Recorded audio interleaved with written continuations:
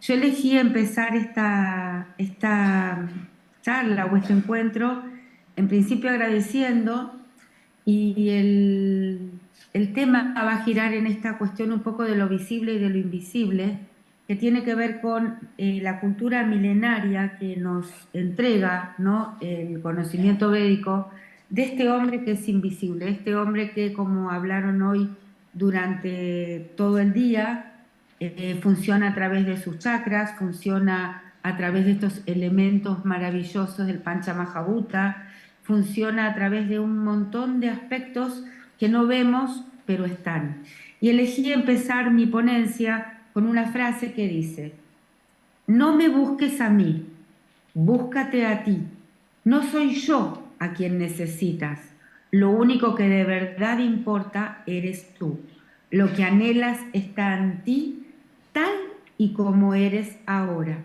Esto es un texto que encontré de un maestro védico y me pareció como bellísimo para poder empezar a hablar de quién es el ser, de quién es la mente, de quién es el ego, ¿no? Entonces sabemos por un poquito todo lo que venía hablando Alfred, que existe una mente universal y una mente individual y una mente en cada una de nuestras células. Hay una sabiduría y una inteligencia que nos trasciende y supera todo aquello que está en nuestra capacidad poder pensar. Esta mente se la conoce a través de cómo se expresa, a través de sus pensamientos, a través de sus emociones, a través de sus sentimientos. Entonces aprendemos a conocer nuestra mente y el accionar de nuestra mente a través del proceso de observación.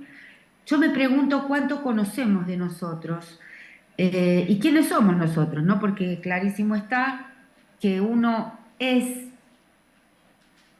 y puntitos suspensivos. Uno no es el nombre que uno tiene, uno no es la profesión que ejerce, uno no es el rol que ocupa, uno es, y en función de ese ser que llega a esta tierra con un montón de misterios y con un montón de secretos que viene a develar, uno va conociendo a través de estas acciones, a través de estos pensamientos y a través de esta posibilidad de mirarnos y de escucharnos, uno aprende a conocer todo esto que está guardado y que viene a desenvolverse. Es como el ser llega en una forma de semillita y que uno no sabe muy bien cuál es la forma y cuál es la dimensión que va a adoptar muchas veces esa semillita. Esa semillita empieza a crecer y esa semillita empieza a tomar distintas formas que le permiten desarrollar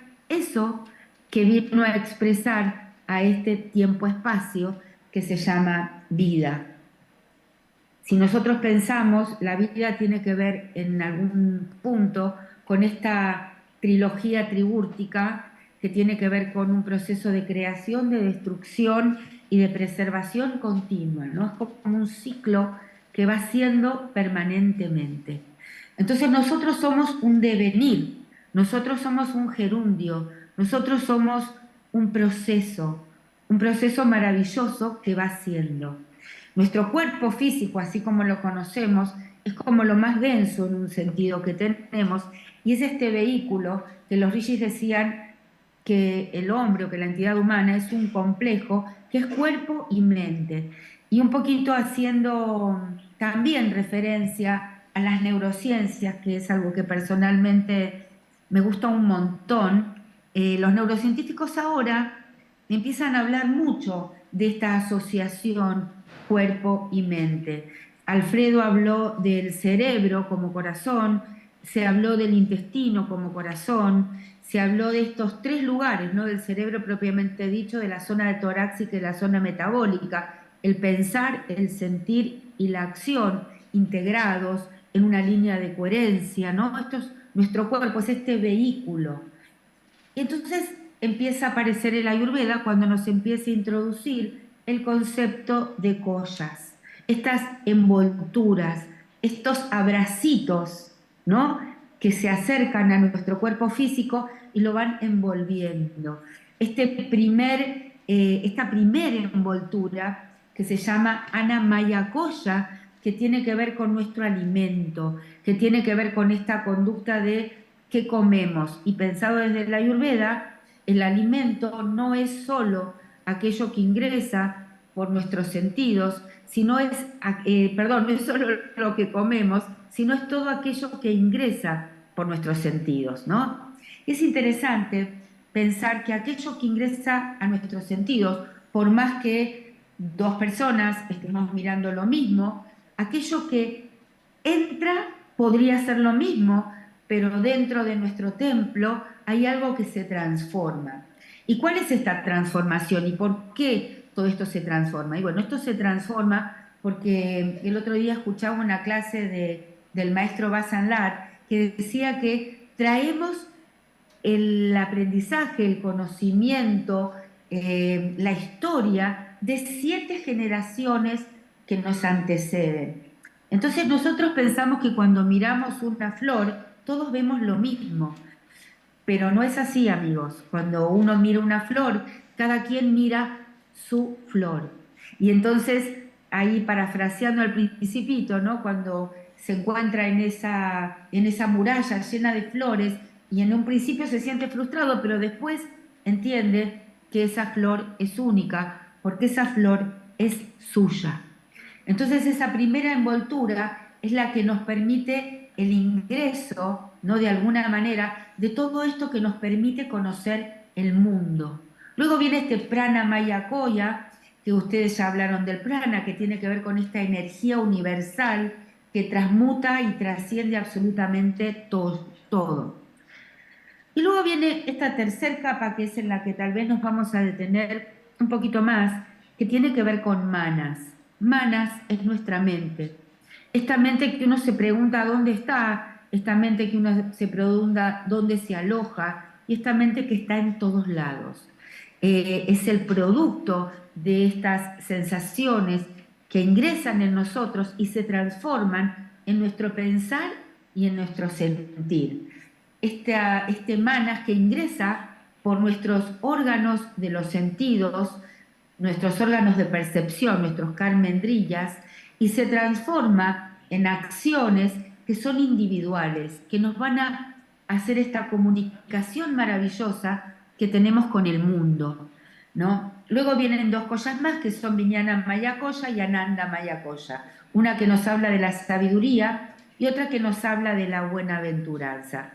Pero me gustaría volver a esta cuestión de este maravilloso complejo mental que tenemos y que nos hace seres individuales, que nos hace seres únicos y imprescindibles, porque si nosotros pensamos la Tierra como un ser vivo, un ser en continuo cambio, un ser en permanente transmutación, nosotros sabemos muy bien que cada célula, cada célula humana, animal, vegetal o mineral es imprescindible para que el gigantesco o la gigantesca imagen pueda conformarse tal cual es. Entonces, para eso yo tengo mis instrumentos de conocimiento, mi karana, ¿no? De conocimiento de lo que viene y de esta transformación maravillosa que yo hago. Entonces, esto que llega a mí, esto que llega a través de mis órganos de los sentidos y que van a llevar a una respuesta única. Viajan y siguen viajando. Basanlar siempre lo hace como dibujitos de cuadraditos, ¿no? En donde en uno está esta sensación que yo percibo, luego está esta cuestión del pensar y el sentir, en donde empiezan a jugar todos los elementos, el aire, el agua, ¿no? En la forma de pensamientos y sentimientos, que son producto de esta individualidad. Y luego viene esto maravilloso, que es el buddhi, que es esta cualidad humana de entendimiento. Esta cualidad que en estos tiempos está tan, digamos, nublada por las pasiones, nublada por las polaridades del amor, del temor, del odio, del enojo. Vivimos en un mundo en donde en este momento hay muchas guerras, por eso yo tenía como muchas ganas de compartir esto también, ¿no? Esto que nos está pasando como humanidad, en esta cuestión de que nuestro Budi no nos permite a veces hacer un discernimiento justo, un discernimiento claro, y en y por el amor de las cosas que suceden, ¿no? Y esta posibilidad que tenemos de encender esas lucecitas del fuego que tenemos dentro para poder aprender a distinguir cuál es nuestra acción dármica, o sea, esta buena acción que traería bienaventuranza para todos, ¿no? Para uno y para todo ser que está cerquita de nosotros. Entonces, ¿qué pasa? Cuando algo ingresa en uno, si nosotros lo pensamos desde lo neurocientífico, todo lo que tiene que ver con nuestros órganos de los sentidos, menos el olfato, que tiene otro caminito, que en otra oportunidad vamos a pensarlo, entra al tálamo, esa estructura, ese núcleo. Y como dicen los neurocientíficos, todo nos empieza en el cuerpo, no en la conciencia. Como decía antes Alfredo, mariposas en la panza, cosquillitas, un sugundún cuando veo a alguien que me encanta y el corazón me empieza a latir, o cuando estoy muy nervioso por algo y me empieza a transpirar mi cuerpo. No empieza en la mente, en la conciencia, perdón, empieza en mi cuerpo. Mi cuerpo me avisa, mi cuerpo me dice que hay algo que me está sucediendo. Todo esto que entra a mi tálamo tiene que ser decodificado. Entonces tenemos unas estructuras maravillosas que se llaman la amígdala y el hipocampo, en donde están guardaditas nuestras memorias. Un poquito la idea, esto de lo visible y de lo invisible, tiene que ver un poco con lo que decía Alfred, que nuestros maestros hace 5.000 años nombraban empíricamente todo esto que hoy se conoce y se sabe como sistema límbico. Esto hace 5.000 años no se conocía y hoy se estudia con mucha profundidad lo que es el sistema límbico, que es el sistema por el cual viajan en nuestro sistema nervioso central las emociones. Esas cositas que nos hacen ser, hacer, decir, pensar individualmente, desde nuestra genética y desde nuestra epigenética, como en algún momento nombró Laurita, que habló de la epigenética, todo esto que entra en nosotros sin que nosotros a veces sepamos que está entrando y sin embargo es tan condicionador y es tan aleccionador de nuestras propias conductas, esas conductas que tenemos y que a veces ni sabemos muy bien, ¿no? Por qué suceden. Entonces la amígdala y el hipocampo, a través de esta información que llega por el tálamo, van a discriminar un poquito la información. La amígdala y el hipocampo guardan nuestra memoria. Una memoria con sentir y la otra sin sentir. El hipocampo tiene recuerdos, pero no tiene sentires. La amígdala está más vinculada con el sentir. Luego esto va a la corteza cingulada y después, como bien dijo Alfred, a la corteza prefrontal, en donde todo esto que ya se armó puede nombrarse, puede decirse, puede hablarse, puede explicarse y puede interactuar. Alfredo y Laurita saben que yo soy como medio fanática del Chitán, porque me parece que es este lugar mágico en donde guardamos todas nuestras memorias de lo que somos hoy, de lo que fuimos ayer, de los ancestros que traemos, y por eso ese Chitán es el reservorio y es la fuente de los procesos de sanación. Todos tenemos lugares que están totalmente ilesos, que son puros, que están sanitos. Pasa que a veces están atravesados por un montón de cosas que ahora vamos también a hablar de ellas.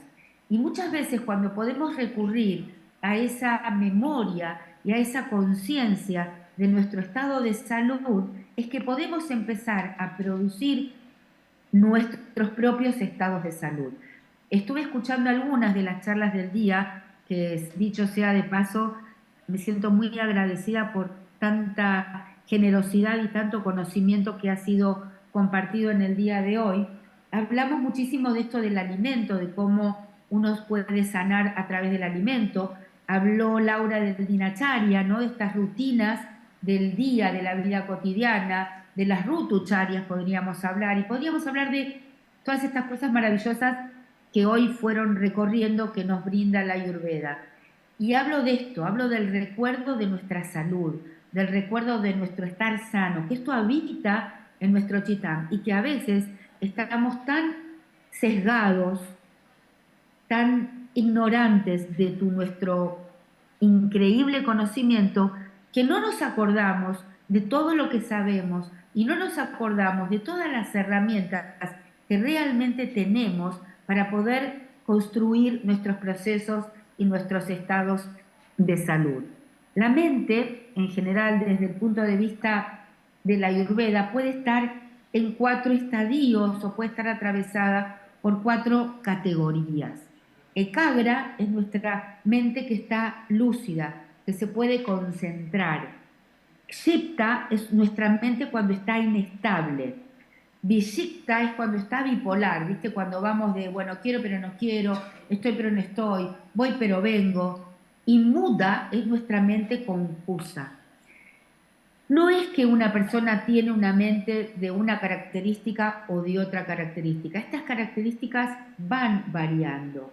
El punto interesante es poder reconocer en qué estado real está nuestra mente para poder saber cómo transformarla en el caso que necesitemos transformarla. Si estamos en un momento muy inestable, ¿qué acciones nos van a llevar a poder poner nuestra mente en un estado de estabilidad? Uno de los recursos más importantes que tenemos es la meditación, es la respiración, es esta cuestión de volver al centro, de volver al corazón, como decía Alfredo, de un corazón que esté en concordancia y en armonía con nuestro ser, pero nuestro ser en el espacio-tiempo, nuestro ser en la acción de estar hoy, aquí y ahora.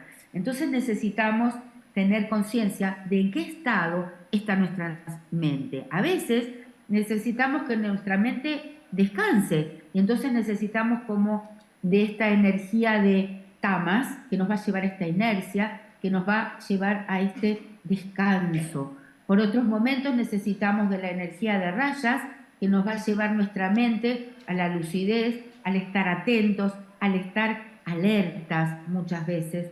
Y a veces necesitamos de nuestra energía sátvica para poder tener una cualidad de discernimiento más pleno, más vasto, más verdadero. Entonces es interesante mirar cómo nosotros tenemos en nosotros absolutamente todas las herramientas que necesitamos en este complejo mental, que tiene una parte externa que tiene que ver con manas y que empieza a interiorizarse con el buddhi, con el chitam, y que está nuestro querido amigo, enemigo, o como querramos llamarlo, que es nuestro ego, ¿no?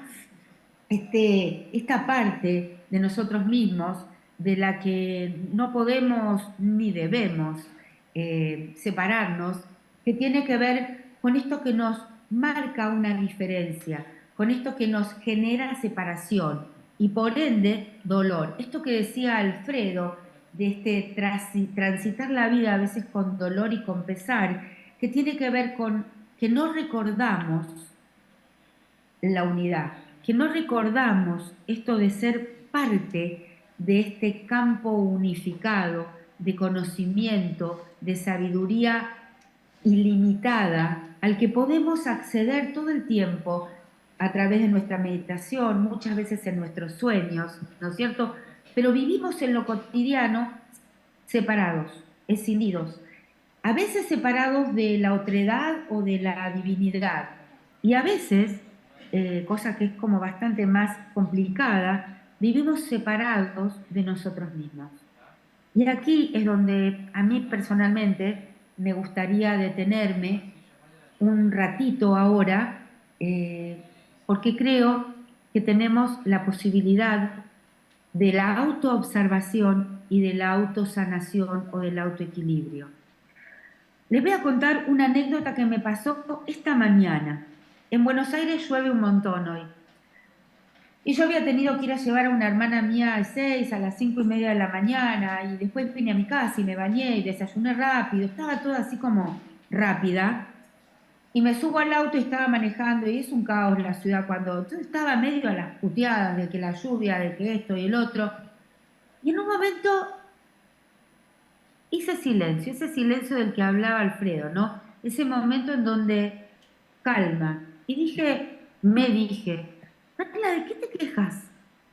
¿Estás en tu auto? ¿No te estás mojando? ¿No tenés frío? ¿No tenés calor? Vas escuchando una música hermosa y estás ofuscada. Por suerte me escuché y por suerte me llevé a un estado de mayor armonía, a un estado de mayor claridad. Y traté de ser un poco compasiva conmigo misma y de no castigarme porque 5 minutos antes había estado como una loca enojada porque iba a volver al estado de loca enojada y de ese lugar es de donde quería salir. Pero tiene que ver con esto, o sea, estas herramientas que por lo menos a mí me enseñó la Ayurveda de poder aquietar la mente, respirar y mirar y ver y utilizar mis recursos, ir a mis formaciones cerebrales que tienen recuerdo de mi estar armónico, que tienen recuerdo de mi estar tranquilo, aquietar mi mente y conectar con el amor y el agradecimiento de estar viva, de estar sana, de estar en uso de mis posibilidades, tratar de mirar con claridad y tratar de mirar con compasión. Entonces empecé a darme cuenta, y esto me parece hermoso, que la vida puede ser un estado de permanente meditación, ¿no? Cuando uno puede frenar, cuando uno puede respirar, cuando uno no se deja llevar por la inercia que a veces el devenir cotidiano te lleva y poder conectar con la capacidad de ver lo bello. Hay un cuento que cuenta también Basadlat, que estaba con su mujer que tenía que ser operada y estaban como ellos dos muy angustiados por la situación por la que iban a transitar y se sentaron en un parque a observar y pudieron mirar las hojas verdes y pudieron mirar los rayitos del sol atravesando el cielo y pudieron mirar el juego de los reflejos que hace el sol sobre la naturaleza y las formas. Y por un minuto dejaron de pensar en la sala de cirugía y dejaron de pensar en lo que tenían que transitar y pudieron conectar con lo bello. A veces cuando estamos preocupados, cuando estamos atravesados por mucho dolor, nuestra mente se sesga en ese lugar que duele, porque lo que duele es lo que llama a la conciencia. La conciencia va ahí donde algo le llama la atención y sesga todo el resto. Entonces es un trabajo posibilitar esa ampliación de nuestra conciencia a poder ver la parte y el todo y a no confundir el todo por la parte. La palabra angustia viene de la angostura. Cuando uno está muy angustiado, nuestra conciencia se angosta y todos estos elementos que tenemos en nuestro chittá, en nuestra amígdala, en nuestro hipocampo, en nuestra historia, en nuestra respiración, en cada una de nuestras células, todas esas herramientas maravillosas, por un instante pareciera que las perdemos, que no las podemos alcanzar. Entonces, un poquito la idea es compartir la idea de no procrastinar nuestra felicidad. No pensar que la felicidad va a llegar cuando yo logre recibirme, cuando yo logre comprarme, no sé, algo que quiero mucho, cuando yo logre casarme, cuando yo... Tratemos de encontrar esa posibilidad del encuentro con lo bello, del encuentro con la calma, del encuentro con lo verdadero, todos los días. Una vez leí hace mucho tiempo, es que en la vida de todos nosotros, cada día se produce un milagro. Y que estamos tan apurados y estamos tan haciendo cosas todo el tiempo que no lo vemos. Cuando yo le hice, me invité a tratar de ser un poco más consciente de ese milagro que tenía para mí, de ese regalito que el mundo sutil o que la vida tenía para mí cada día y de no dejarlo pasar, porque esas son las pequeñas cosas que se depositan en Hridaya y hacen que Hridaya se sienta contento. Es como esa caricia, es como eso que nos permite el viento sentir en nuestro neurosensoria piel, ese abrazo maravilloso que nos da y nos protege. Es esa forma que a través de todos los elementos, el mundo sutil, invisiblemente nos cuenta que está entre nosotros. Y yendo un poquito más profundamente, digo esto de no nos atasquemos en que si un día está malo, tiene que estar malo, o si un problema me atraviesa, todo es un problema. Muchas veces a los pacientes que vienen con enfermedades graves, yo trato de pedirles que no se transformen en la enfermedad, que traten de seguir siendo ellos padeciendo esto, pero no siendo esto. Que no se olviden, por favor, de quiénes son, porque les pasa esto, pero no son esto. Entonces esta cuestión de poder como todos los días rememorar y agradecer y vivir como en una situación de agradecimiento permanente por la existencia, por la simple existencia. Y hay de alguna manera tips que podemos empezar a utilizar para que esto sea posible todos los días. Uno de esos, y súper importante, es no nos olvidemos de respirar. Tomémonos tiempo para respirar. Leí en un libro de Ayurveda que hay 3 diafragmas: un diafragma cerebral, un diafragma cardíaco y un diafragma pélvico. Y yo me reía porque tiene que ver con esto de los 3 cerebros: el cerebro propiamente dicho, el corazón y el intestino, donde nuestra conciencia habita, aunque no sabíamos esto, en toda nuestra entidad y en toda nuestra integridad. Me daba risa cuando Alfredo y más en el día nombraban al nervio vago. Yo siempre me río con el nervio vago porque digo, le dicen vago y es el más trabajador de todos. Recorre todo, está en todos lados, está atento y está presente todo el tiempo. Entonces, creo que la idea es como poder hacer visible aquello que nos es invisible, aquello que no está. Es poder tener la confianza que así como el pájaro sabe construir su nido, el alma sabe ir construyendo y reconstruyendo nuestro cuerpo. Que no vivamos escindidos de nuestras verdades más puras, que no vivamos escindidos de la conciencia de unicidad, que no vivamos escindidos de nuestra neuroplasticidad. La neuroplasticidad es una cualidad maravillosa, porque es esa cualidad que nos hace saber que nos podemos transformar permanentemente. Tenemos tendencias, tenemos hábitos, tenemos formas, muchas de ellas aprendidas por nuestros padres, por nuestros abuelos, por nuestros tíos, por la sociedad, por la cultura, por todo lo que nos atraviesa. Pero tenemos la potestad, tenemos la posibilidad, tenemos la libertad, el derecho y, si queremos, la voluntad de transformarnos todos los días, de pensarnos, de mirarnos, de preguntarnos, de decir, ¿soy feliz con este ser que soy hoy? ¿Qué tengo ganas de modificar en mi vida? ¿Y qué puedo modificar en mi vida? Por supuesto que siempre en aceptación de lo que es, no en negación de lo que es. Acuérdense que la aceptación es un proceso a través del cual lo que genero es salud, y que la negación es un proceso por el cual lo que genero es enfermedad, y que aquello que niego no desaparece, siempre va a buscar una vía por donde poder expresarse, y en general va a ser una vía que me va a llevar a un lugar del dolor y del padecimiento. Sin embargo, esto, si acepto la persona que soy, si acepto las circunstancias que me atraviesan, las agradezco o no, pero bueno, porque a veces uno no agradece mucho lo que no le gusta, pero digo, al menos lo acepto, puedo pensar en todas las herramientas que tengo para poder transformarme.